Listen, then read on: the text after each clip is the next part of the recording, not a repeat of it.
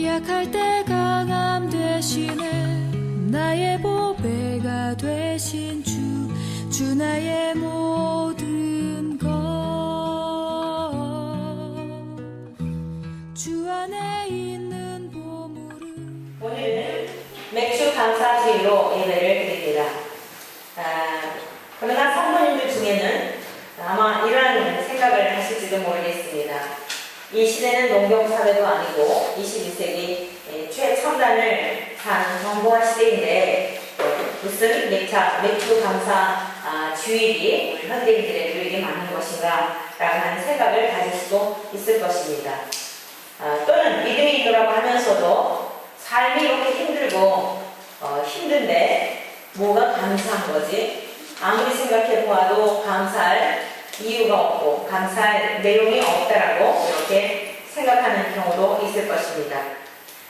심지어 욥이 고백했던 것처럼 인생의 고난 가운데서 내가 앞으로 가도 그가 아니 계시고 뒤로 가도 보이지 아니하며 그가 왼쪽에서 일하시나 내가 만날 수 없고 그가 오른쪽으로 돌이키시나 배울 수 없구나 라고 탄식하였던 것처럼 여러분의 답답한 인생의 어떤 정황들로 인하여 이런 마음들일 수도 있을 것입니다. 그러나 우리가 곰곰이 생각해보면 감사하지 않은 것이 하나도 없습니다.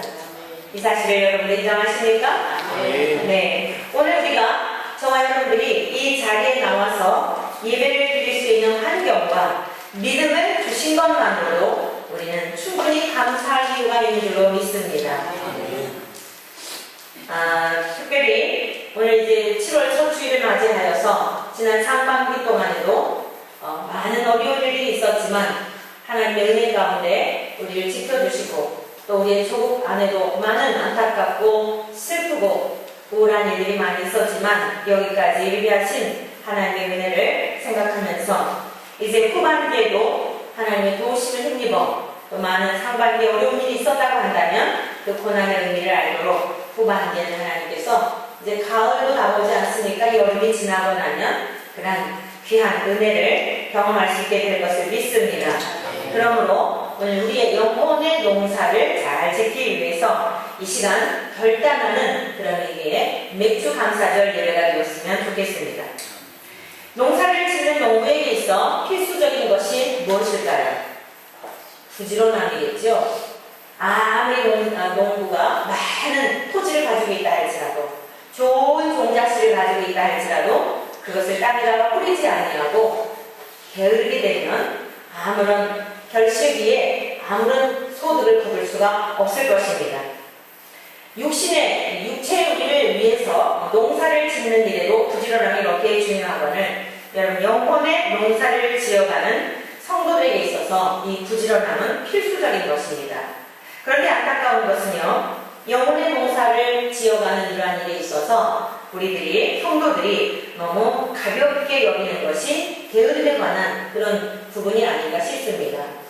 게으름을 하나의 생활 태도로 오는 정도지 그것을 심각하게 죄라고 하는 인식을 갖지 않고 우리가 신앙생활하는 것은 아닌가 싶습니다. 그래서 오늘 본문의 말씀은 이 게으름이 얼마나 심각한 것인지에 대한 것을 우리에게 가르쳐주고 있는데 그것은 게으름은 죄입니다. 그냥 우리가 어떤 생활 태도 정도가 아니라 이것은 게으름은 죄이며 엄청난 결과가 반드시 있다는 것을 가르쳐주고 있습니다. 그래서 오늘 세 가지로 우리가 말씀을 살펴보도록 할 터인데 첫째는 계미를 통해서 이제 우리가 계미를 통한 교훈에 대하여 배워보고요. 두 번째로는 게으름의 상태와 우리가 구해야 할 양식은 무엇인가 두 번째로 살펴보겠고요. 세 번째로는 게으름의 결과는 무엇이며 그렇다면 이 게으름을 어떻게 우리가 탓할 수 있겠는가 처방에 대하여 세 가지로 말씀을 듣도록 하겠습니다. 첫 번째, 우리가 계미를 통한 교훈을 이제 얻도록 지혜자는 우리에게, 성경은 우리에게 가르치고 있는데요. 본문 6장 6절에서 8절까지의 말씀을 우리 함께 같이 보시도록 하겠습니다. 잠언 6장 6절에서 8절까지 말씀입니다. 시작. 게으른 자여, 계미에게 가서 그가 하는 것을 보고 지혜를 얻으라. 계미는 두려움도 없고 감독자도 없고 통치자도 없으되 먹을 것을 여름 동안에 예비하여 추수때에 양식을 모으느니라. 이렇게 말씀하고 있습니다. 개미는요, 누가 무엇을 하라고 지시해서 움직이는 것이 아니라고 말씀하고 있는 거죠. 자, 개미는 어떻습니까? 매우 작고 보잘것없는 미물입니다.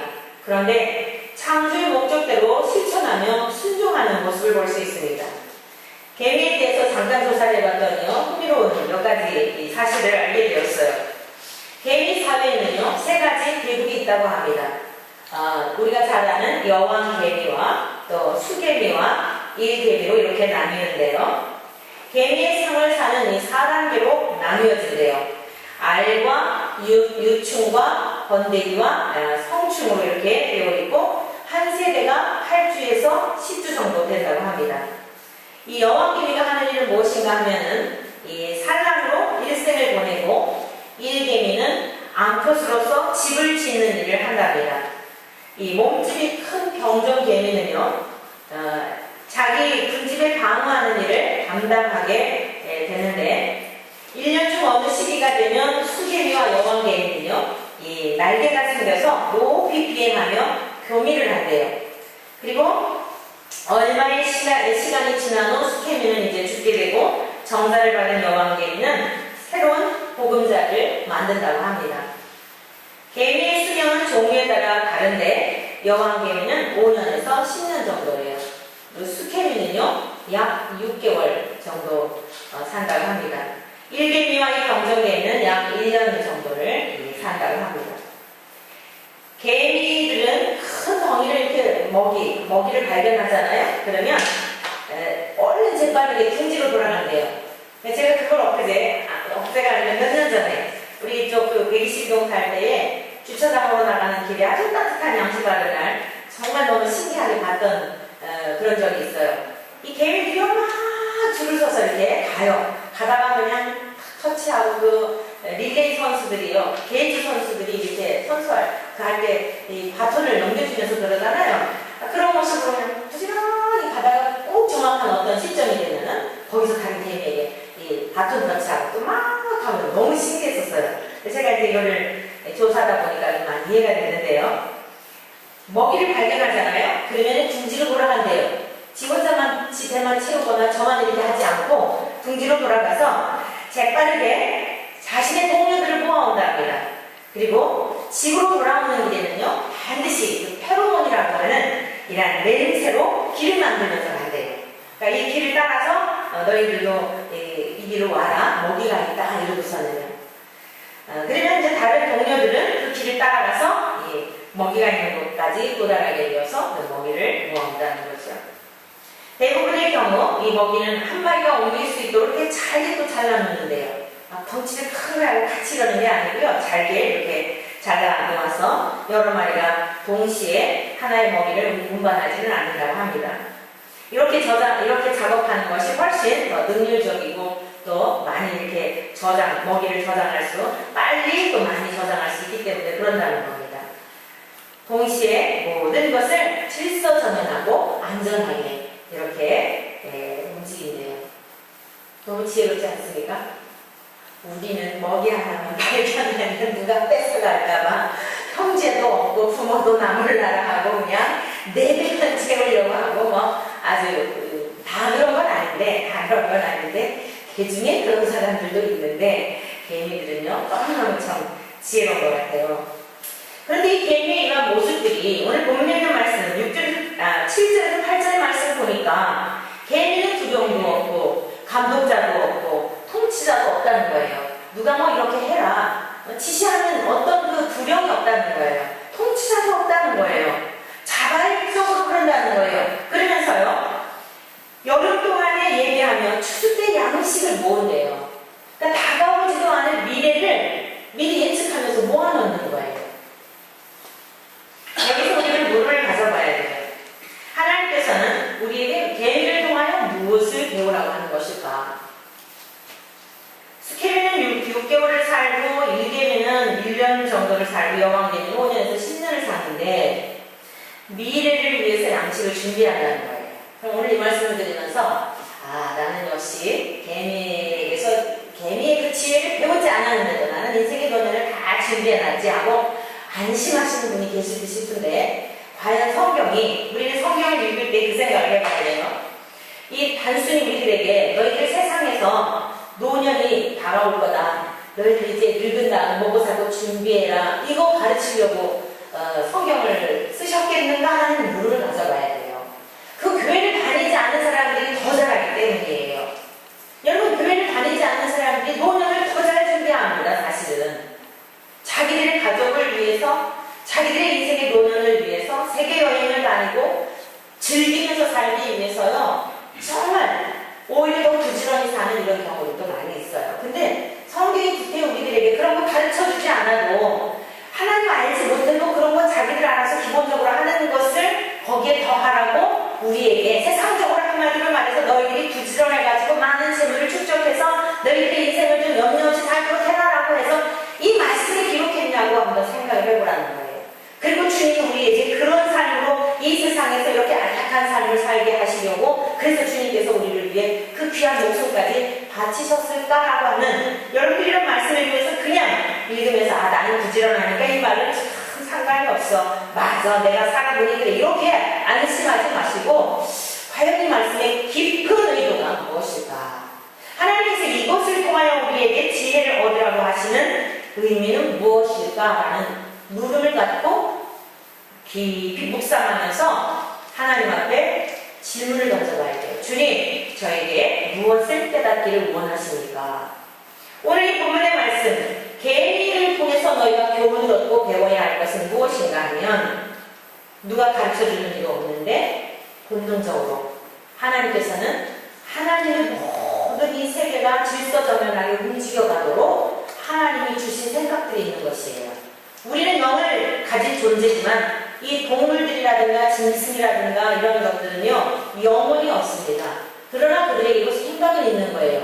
그래서 여러분, 그 강아지를 식사기도 할 때 제가 카톡에 보내드렸죠? 그 외부에서 그것만 이렇게 모아가지고 편집을 하는데 너무 귀엽잖아요? 자기가 먹고 싶은데 안 돼, 식사기도 해야 돼. 그러니까 강아지가 식탁에다가 딱 이러고서는 하나님 아버지, 오늘도 이렇게 맛있는 식사를 주셔서 감사합니다. 또 저를 사랑하는 주인과 함께 살게 해주셔서 감사합니다. 주인이 기도를 하고, 그래서 다 기도를 하고 난 다음에 이렇게 인간과 함께 교제하며 사랑을 나누며 살게 해주시니 감사합니다. 오늘도 양식을 잘 먹겠습니다. 예수님의 이름으로 기도합니다. 아멘 했더니 얘가 어때요? 눈을 딱 뜨니 가서 그래 먹어, 이러니까 먹잖아요. 생각이 없는 강아지라면 그러겠어요?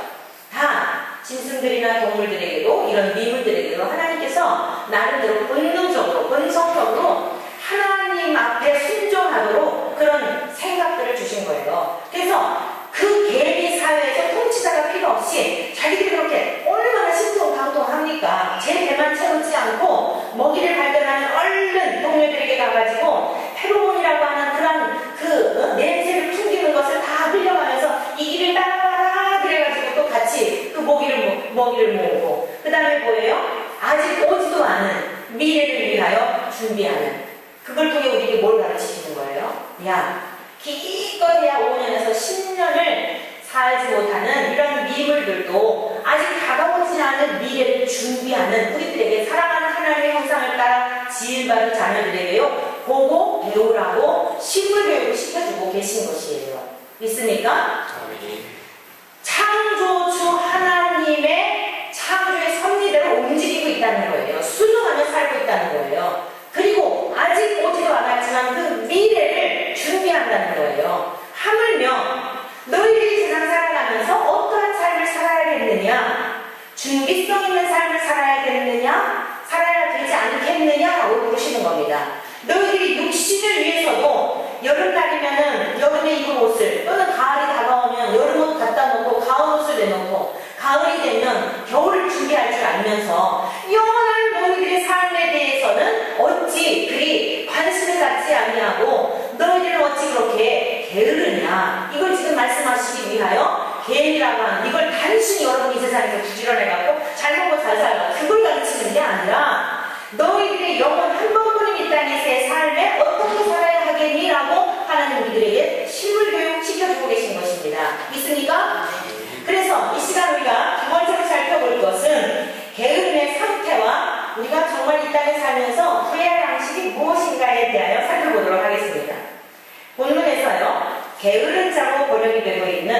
6장 6절 게으른 자여 이렇게 이야기하고 있죠. 게으른 자여. 개미에 가서 좀 배워봐라. 그러면서 말씀을 하고 있는데 이것은요. 이 아첼이라고 하는 히브리 아첼이라고 하는 그런 단어인데 구약에서 즉 잠언에서요 14번이나 이 그 게으른 자여라고 하는 단어가 나와요. 그래서 다른 곳에서는 이제 이 게으른 자라고 하는 이런 단어가 나오지 않고 잠언에서만 이렇게 나오고 있는데 저와 여러분들이 생각하는 단순히 게으름이라고 하는 것은 그냥 이 땅에서 그냥 막 이렇게 일도 안 하고 막 물론 그거 포함하고요. 여러분 또 우리가 믿음 생활을 잘하는데 육신은 게으르고 말도 안 되는 거예요. 그건 아직 무엇인가가 신앙생활에 아직 건강하지 않는 거예요. 이게 한쪽으로 치우쳐 있는 것은 균형을 이루지 못하고 치우쳐 있는 것은 우리가 좀 더 깊이 생각해 봐야 되는데 여기서 게으르다라고 하는 것은 우리가 이 세상에서 생각하고 있었던 게으름의 그 이상의 의미를 갖고 있는 거예요. 이 아책이라는 단어는. 자, 왜냐하면요. 잠언 15장 19절에 이런 말씀이 있어요. 게으른 자의 길은 가시 울타리 같으나 정직한 자의 길은 대론이라 이렇게 말씀하면서 게으른 자와 정직한 자가 대조를 이루고 있죠. 또 21장 25절에서 26절에는요. 의인과 대조를 이루고 있어요. 게으른 자와 의인과 대조를 이루고 있는 거예요. 게으른 자의 욕망이 자기를 죽이나니 이는 자기의 손으로 일하기를 싫어함이니라. 어떤 자는 종일토록 탐하기만 하나 의인은 아끼지 아니하고 베푸느니라. 이렇게 말씀하고 있어요. 그래서 게으르다라고 하는 것은 단순히 우리가 세상 살아가면서의 그런 우리가 생각하고 있었던 게으른 정도가 아니라 의인과 대조를 이루고 있고 정직한 자와 대조를 이루면서 이 게으른 자에 대한 것을 우리에게 지금 설명하고 있는 것이에요. 또한 게으름이라고 하는 것은 헬라어로 에르곤이라고 하는 단어로 쓰일 때도 있는데 이것은 행위의 의미를 담고 있습니다. 우리 주님께서 요한복음 3장 19절에 이렇게 말씀하셨어요. 그 정죄는 이것이니 곧 빛이 세상에 왔으되 사람들이 자기 행위가 악함으로 빛보다 어둠을 더 사랑하는 것이니라 라고 이렇게 말씀하셨는데 여기서의 행위가 에르곤이에요. 즉 악한 상태에 머물러 있는 것, 이것이 게으름이에요. 자기 영적 실체를 알지 못하고 알려고 하지도 않고 하나님을 경외해야 하는 모든 피조세계가 바로 그것을 위해서 목적하여 지음받았는데 관심도 없고 그리고 그냥 자기가 옳다 하는 대로 살아가는 상태에 이게 바로 게으름의 상태인 것이고 이것은 곧 악한 것이다라는 말씀입니다. 달란트 비유를 통해서도 우리 주님이 말씀하셨죠. 마태복음 25장에 보면 세 부류의 사람에 대한 소개가 나와요. 어떤 주인이 먼 타국에 갈 때에 한 사람에게는 5달란트를 맡겼고요. 어떤 사람에게는 2달란트를 맡겼어요. 어떤 사람에게는 1달란트를 맡겼습니다. 그런데 이 5달란트 받은 사람과 2달란트 받은 사람은요. 주인께서 그것을 맡기셨을 때에 어떻게 이들이 행동을 했냐면 그것을 받자마자 주인에게서 받은 것을 가지고 바로 가서 이렇게 나와요. 바로 가서 그 다음에 그것으로 장사하여 이랬어요. 주인이 맡긴 것을 가지고 바로 가서 그것으로 장사하여. 이게 5달란트나 2달란트 받은 자들의 특징이에요. 부지런한 자들의 모습이에요. 그런데 1달란트 받은 사람은 어떻게 얘기를 하였는지 아십니까? 여러분이 한번 찾아보셔도 좋겠어요. 마태복음 25장 24절에 보면 1달란트 받은 자를 이렇게 이야기를 합니다. 주인이여 당신은 굳은 사람이라. 자, 앞에 뭐라고 했어요? 2달란트, 5달란트 받은 사람은 주인이 주니까 그걸 가지고 아무런 이야기도 안 해요. 그냥 바로 가서 주인이 주신 것을 가지고 열심히 장사를 해갖고 5달란트 받은 사람은 5달란트를, 2달란트 받은 사람은 각절로 그것을 내겨와요. 그랬더니 주인이 그것을 주인이 다 보러 주잖아요. 이 1달란트 받은 사람은 말이 많아요. 일단 주인이요 당신은 굳은 사람이라. 어때요? 자기가 판단자가 되어 있는 거예요. 내가 생각할 때 당신은 마음이 굳은 사람입니다. 심지 않은 데서 거두고 해치지 않은 데서 모으는 줄 내가 알았으므로 두려워하여 나가서 당신의 달란트를 감추두었나이다. 그거 하나 받은 거 가지고 자기 생각으로 많은 생각으로 이런저런 생각하면서 행동을 하지 않는 거예요. 이게 게으름의 상태예요. 이게 게으름의 상태. 그랬더니 주인이 이렇게 야단을 치죠. 악하고 게으른 종아. 여러분, 게으름은요, 악한 것과 동일한 거예요. 악하고 게으른 종아, 나는 심지 않은 데서 거두고 해치지 않은 데서 모든 줄로 네가 알았느냐? 그렇다면 그걸 가서 은행에 이자라고 갖다가 은행에도 맡겨서 이자라고 찾아올 일이지. 네가 어찌 그랬느냐 하면서 내쫓김을 당해요. 슬피 울며 이를 갈게 되는 그런 너무 기가 막힌 상황을 마태복음 25장은 말씀하고 있습니다. 이사야 선지자를 통하여 들려주시는 하나님의 말씀, 이사야 1장 2절 3절의 말씀인데요. 하늘이여 들으라, 땅에 귀를 기울이라. 여호와께서 말씀하시기를 내가 자식을 양육하였거늘 그들이 나를 거역하였도다. 서는 그 인자를 알고 나는 그 주인의 구유를 알거니와는 이스라엘을 알지 못하고 깨닫지 못하는도다 하셨도다. 이렇게 말씀하고 있죠. 짐승들도요, 자기를 만든 주인을 안다는, 내가 어디 가서 밥을 먹어야 하고 내가 어디 가서 누워야 하고 자기 주인을 따라서 행동한다는 거예요. 하나님이 그렇게 지으셨다는 거예요. 아까 제가 개미 예를 들었지요. 그런데 하나님이 창조하신 이스라엘 백성들, 하나님의 피조물인 인간들은 하나님에 대하여 관심도 갖지 않으라고, 알지 못하고 깨닫지 못하는 거다. 알고 싶어 하지도 않고 깨닫고 싶어 하지도 않는다는 거다. 이게 게으름이에요. 그랬더니 어땠어요? 바깥에 내쫓김을 당하는 이런 결국을 맞이하게 되었다는 겁니다.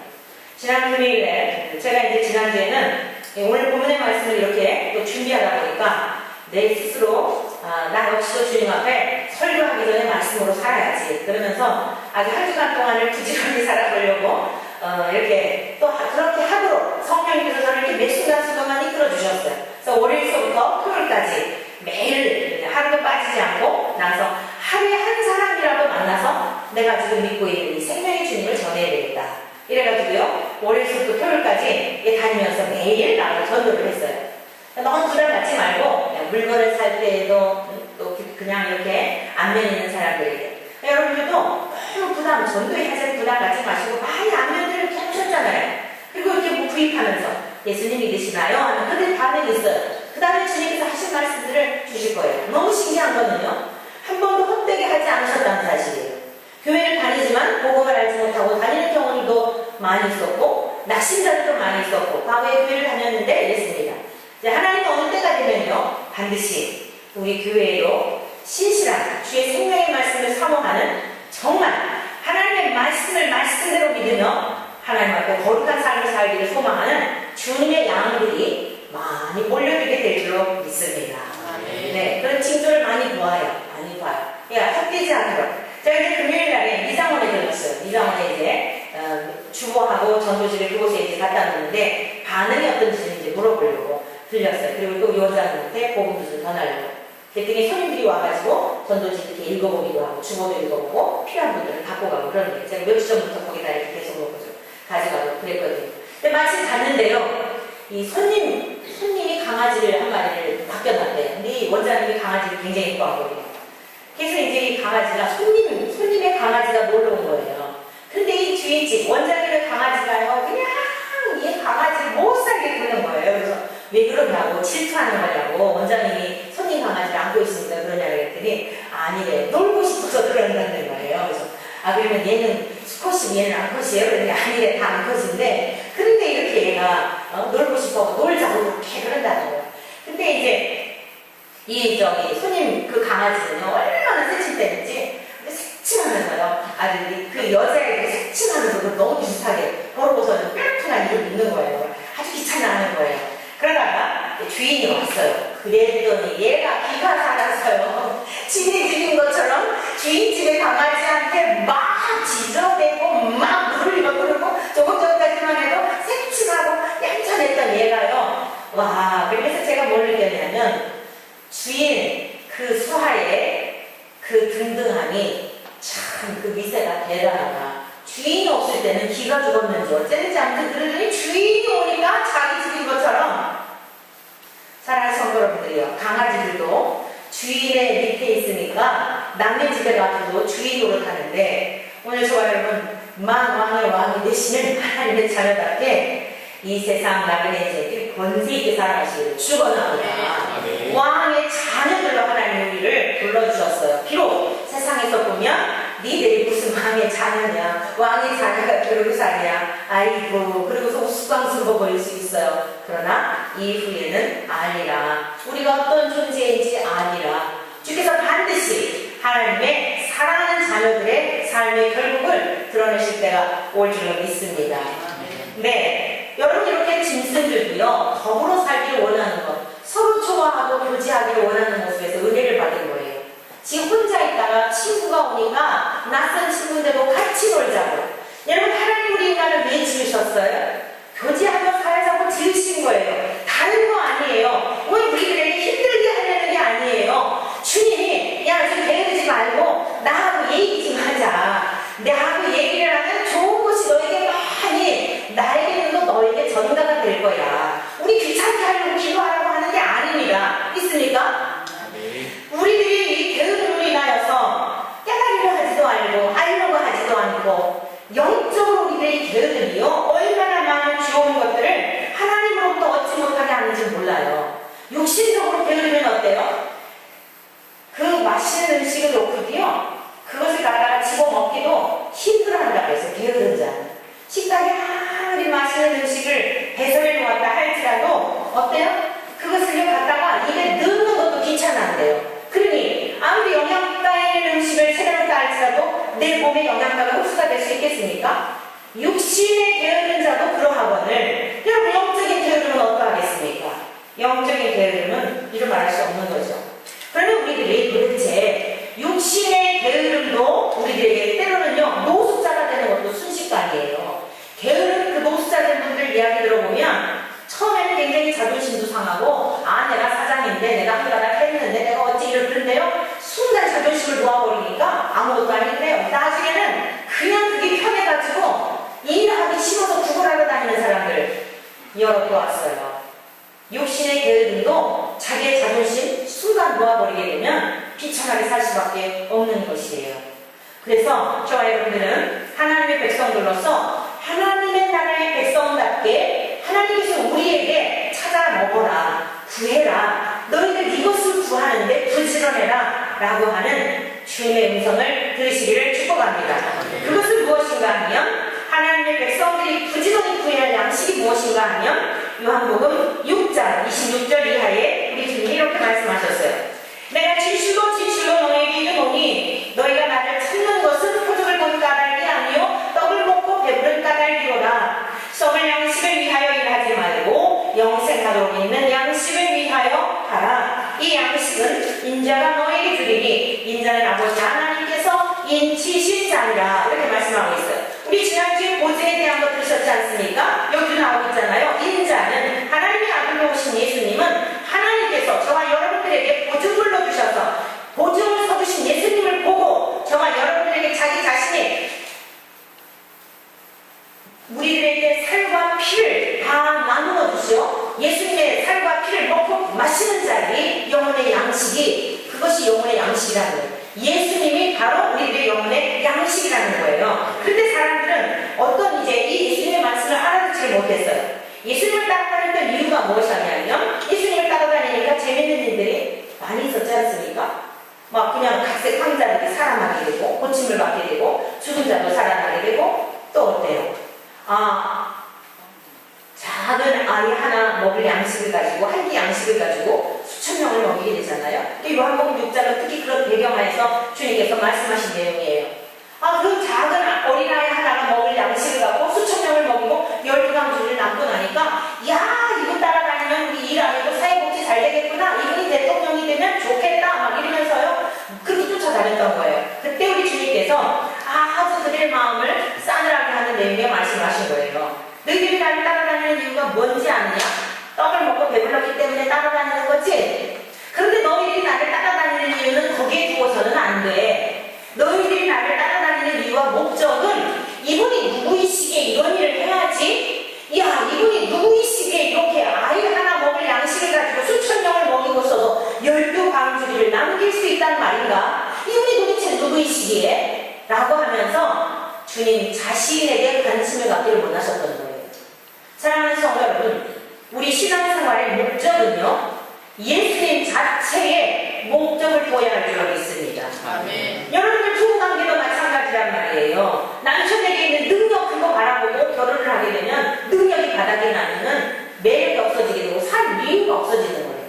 근데 그 사람 존재 자체, 있는 그대로 그 존재 자체를 사랑하고 소중히 여겨서 결혼을 하게 되면 그 사람이 병들었든지 돈을 벌어오든지 나를 귀찮게 하는 존재이든지 그 존재 자체로 사랑하게 되니까 그 마음을 한결같이 처음 가졌던 마음을 유지하며 행복하게 살 수 있지 않겠습니까?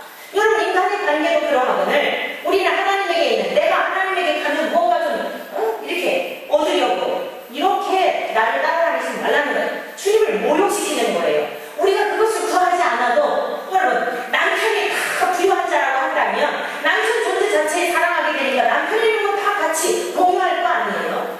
그런데 남편 존재 자체에는 관심이 없고 가지고 있는 재물, 통장, 그가 투자해놓은 땅 이런 거에만 관심을 갖고 있다고 한다면 얼마나 그 비인격적인 대접을 받는 듯하여 마음이 어려울까요? 그렇다고 안 줄 수는 없겠죠. 헌법적으로 부과되었으니까. 그러나 그 안에 진정한 누림과 진정한 사랑과 진정한 행복은 있을 수 없을 것입니다. 오늘 우리가 신앙생활하는 목적이 예수님 한 분이면 충분합니다. 주님 존재 자체로 저는 더 이상 바랄 게 없습니다.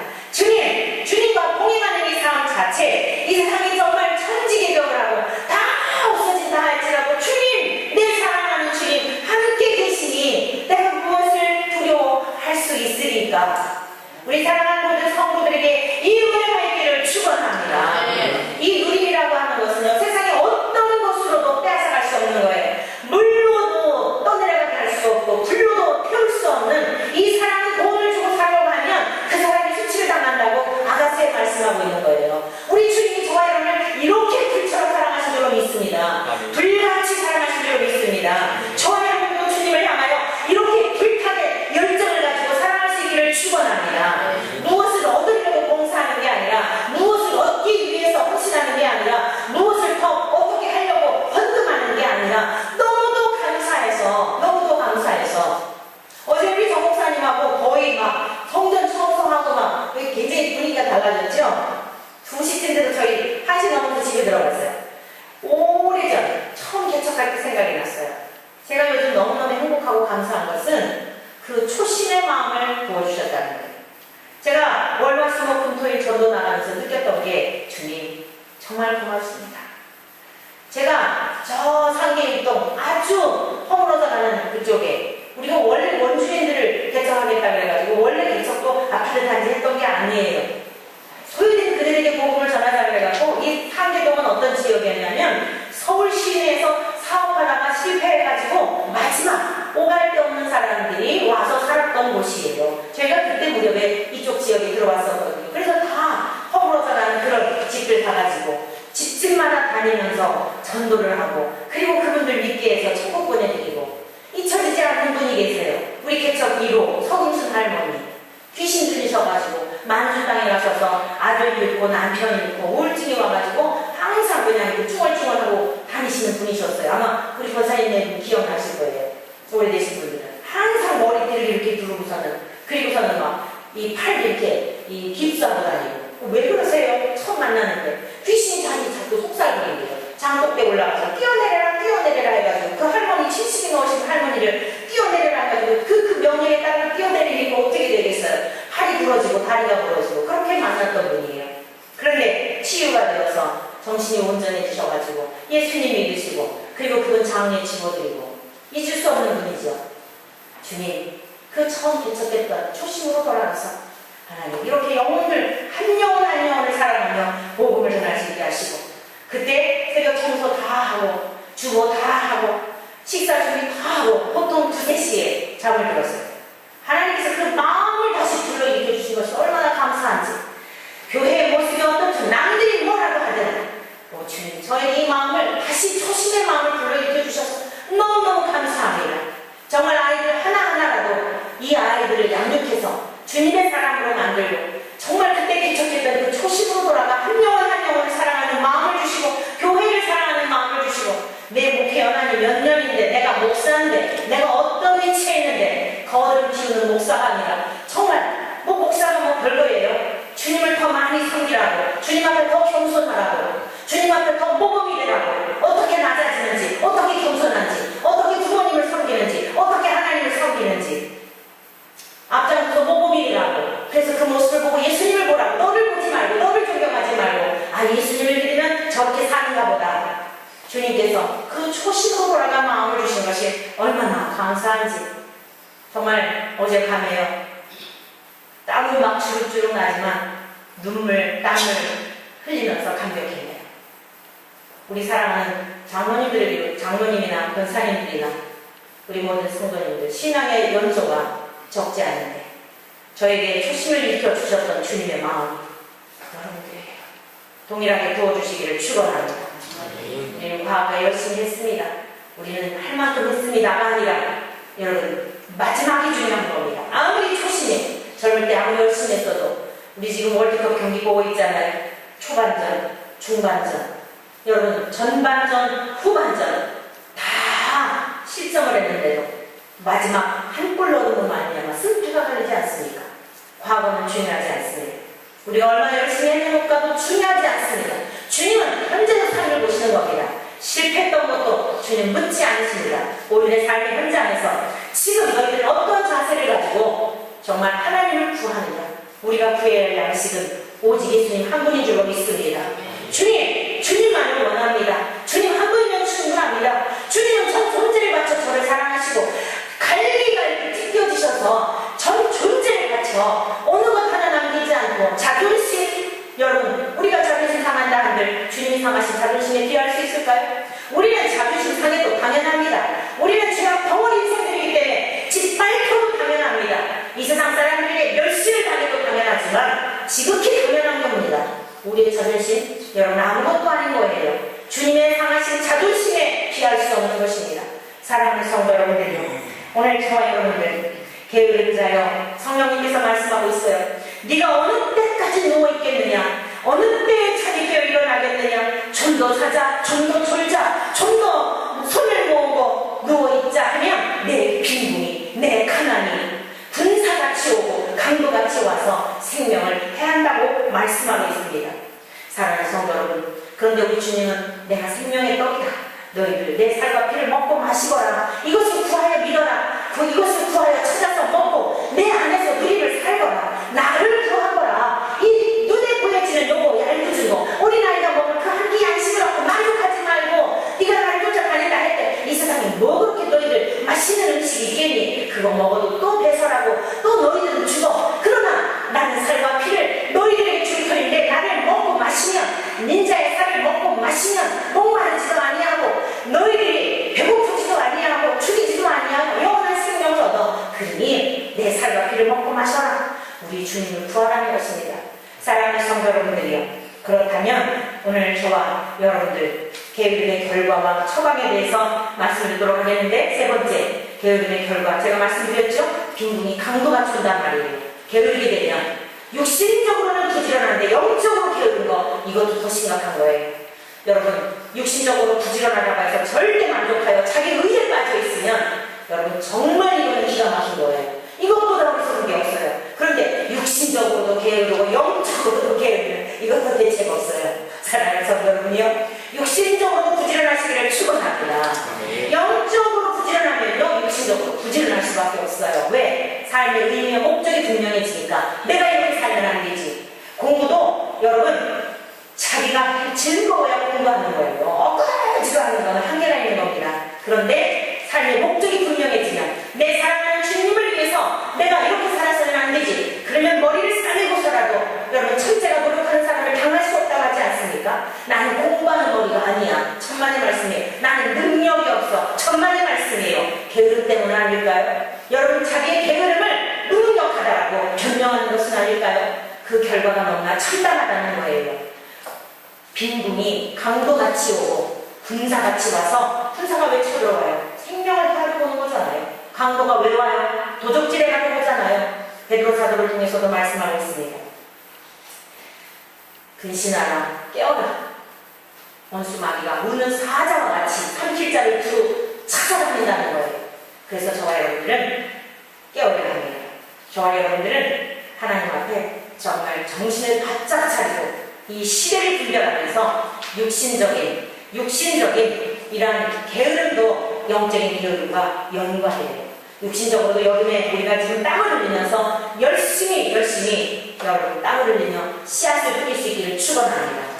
사랑하는 성도 여러분, 열심히 육신적으로도 더 자고 싶은, 더 졸고 싶은, 더 손을 모으고 눕고 싶은 여러분 이런 상황에서 주님을 묵상하세요. 그리고 주님, 이 게으름을 거두가 주십시오. 주님의 부지런함을 허락하여 주십시오. 내가 믿음이 좋다고 하면서 게으르면 가정에서도 복이 되지 않잖아요. 여러분 게으른 건 대책이 없다니까요. 그런데 이건 우리 육체가 자꾸 나를 숭배하도록 하는 근성을 지니고 태어났어요. 쉬는 거예요. 귀찮은 거. 그거 정상이 아니에요. 병적인 거예요. 하나님 저를 고쳐주셔서 영적으로도 부지런하게 도와주시고 오 주님 한 분만으로 만족하며 주님 한 분만으로 인하여 기뻐하며 즐거워하며 살아야 되는데 이렇게 육신적으로 게으르니 성경을 읽는 일에 여러분 부지런할 수 있겠습니까? 육신적으로 자꾸 잠만 자고 뒹굴뒹굴 하려고 하니 여러분 기도하는 일에 즐겨할 수 있겠습니까? 다른 사람 구원받아야 영혼들이 많은데 그 사람 찾아가겠습니까? 밖에 나가는 거 싫은데 두두두한 상태 누구 만나는 거 귀찮은데 그것의 게으름이라고 하는 것은 내 생명에도 해함을 입지만 내가 구원해야 할 맡겨준 영혼까지도 구원하지 못하는 이런 기가 막힌 결과를 가져온다는 거예요. 오늘 하나님께서 이미 주의 종의 마음속에 초심으로 돌아가게 하시고 하나님께서 부지런한 마음을 부어주시고 또 이제 저로 하여금 그것이 부득이함으로나 억지로가 아니라 하나님께서 자원하는 마음으로 그 안에서 기뻐하게 하시고 감격하게 하시고 주님을 경험하게 하신 것을 보니 오늘 하나님이 우리 교회에 새 부흥을 시작하신 줄로 믿습니다. 여러분들 동역자들로 하나님은 이 몸된 교회를 섬기라고 동역자들을 붙여주셨고 얼마나 많은 이들이 향방 없이 살아가고 있습니까? 저들에게 생명의 떡을 나누어주는 그 일을 다니면서 하라고 저와 여러분들을 불러내신 거예요. 오늘 주님의 이름으로 여러분들을 권면합니다. 사랑하는 주님께서 우리에게 들려주시는 이 음성을 듣고 결단할 수 있기를 바라는데 우리 주님 이렇게 말씀하셨습니다. 때가 아직 낮음에 나를 보내신 일을 우리가 하여야 하리라. 밤이 오리니 그때는 아무도 일할 수 없느니라 라고 말씀하셨습니다. 지금은 일해야 할 때인 줄로 믿습니다. 우리 주님도 이 땅에 오셔서 부지런히 영혼을 구원하시기 위해서 일하셨습니다. 저와 여러분들도 부지런히 일할 수 있기를 축원합니다. 우리 하나님께서 예수님에게 부여하신 사명을 감당하시기 위하여 전심으로 사셨습니다. 전 존재를 다 바쳐서 저와 여러분들을 사랑하셨고 하나님 앞에 그렇게 순종하셨던 것입니다.